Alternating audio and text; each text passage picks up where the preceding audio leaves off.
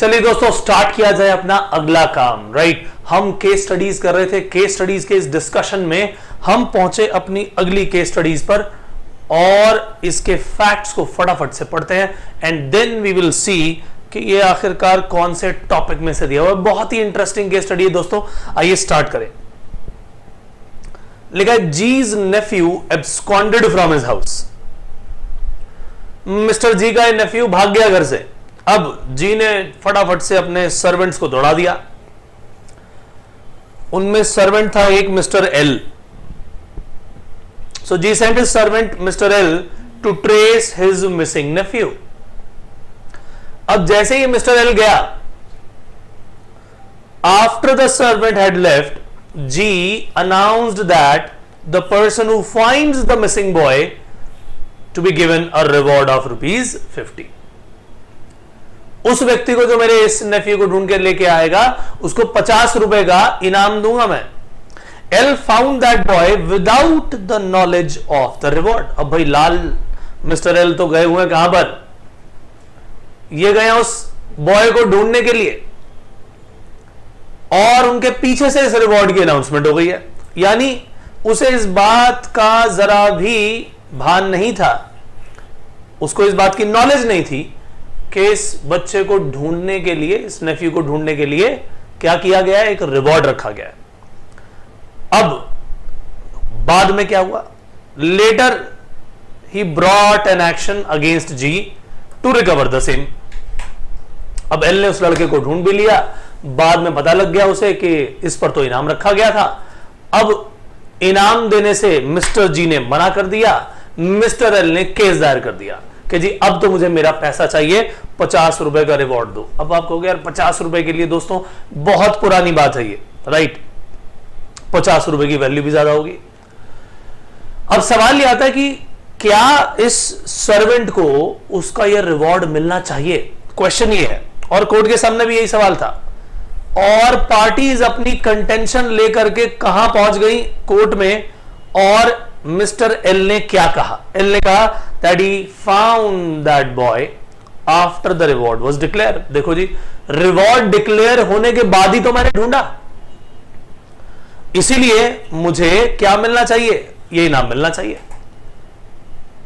अगर मैंने ढूंढने के बाद, देखो मैं इस बारे में पूरी तरह से जानता नहीं था कि मुझे रिवॉर्ड भी मिलेगा, क्योंकि मैं तो ढूंढने चला गया था, ये बोल रहा है। लेकिन किसी भी हाल में जो डिक्लेरेशन ऑफ रिवॉर्ड है वो तो की, उसके बाद ही तो मैंने ढूंढा। भाई डिक्लेरेशन होने के बाद अगर मैं ढूंढ रहा हूं और इनाम मुझे नहीं मिल रहा तो कितनी गलत बात है। इनाम तो मुझे मिलना चाहिए। अब जब यही सेम बात कोर्ट के सामने गई तो कोर्ट ने इसके लिए क्या डिसीजन लिया, ये देखें। ये मैंने अपनी डिटेल जब आपको कराई थी अच्छी तरह से, ये एग्जाम्पल भी दिया होगा। राइट, अब यहां पर जो ये केस है दोस्तों बिल्कुल उसी से जुड़ा हुआ है। The court held that servant L had no knowledge. भाई जब तुम्हें उस ऑफर के बारे में मालूम ही नहीं है तो आखिरकार तुम उसे एक्सेप्ट कैसे कर सकते हो? इज दैट सो और नॉट? मान लिया जाए कि ये एक्सेप्टेंस बाय कंडक्ट भी हो गया, क्योंकि आपने उसे एक्सेप्टेंस के लिए बोलने तो गए नहीं, आपने तो सीधा ला करके वो काम कर दिया, वो परफॉर्मेंस कर दी। लेकिन सवाल यह आता है कि क्या यहां कॉन्ट्रैक्ट बना भी या नहीं? कॉन्ट्रैक्ट बनने के लिए एक्सेप्टेंस चाहिए होती है, ठीक बात है, लेकिन एक्सेप्टेंस के लिए पहले ऑफर भी तो चाहिए होती है मेरे भाई। और ऑफर को एक्सेप्ट तो व्यक्ति तब करेगा जब उसके बारे में मालूम होगा। And at the time of conduct, जब आपने उसको परफॉर्म किया, उस बच्चे को ढूंढ लिया, उस समय तो आपको ऑफर के बारे में मालूम ही नहीं था। देन हाउ कैन यू से कि यहां पर कोई कॉन्ट्रैक्ट है? इसीलिए इस व्यक्ति को रिवॉर्ड नहीं दिया गया। So the court held that L had no knowledge about the offer when he discovered the missing boy, क्योंकि उसकी डिस्कवरी ही एक तरह से एक्सेप्टेंस थी, बाय कंडक्ट हो जाती। लेकिन भैया एक्सेप्टेंस से पहले ऑफर के बारे में भी तो मालूम होना चाहिए, वो तो उसे मालूम नहीं था। So there has been no communication to him regarding the reward before he found the missing boy. उसे रिवॉर्ड के बारे में मालूम नहीं था, उसे ऑफर के बारे में मालूम नहीं था। Thus L was not entitled to the reward.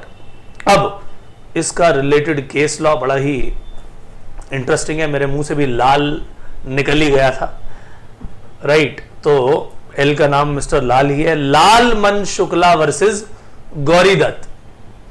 तो लालमन शुक्ला वर्सेस गौरी दत्त के इस केस में ये डिसाइड हुआ था दोस्तों, और इसके पीछे कौन से प्रोविजन रहे, लॉ के ऐसे कौन से प्रोविजन जिसके कारण ये डिसीजन दिया गया दोस्तों। So offer must be communicated to the offeree. जब तक ऑफरी को इस ऑफर के बारे में मालूम ही नहीं है, भैया एक्सेप्ट कहां से करेगा, ऑफरी और acceptor should have knowledge of the offer, only he could have, then only he could have accepted that.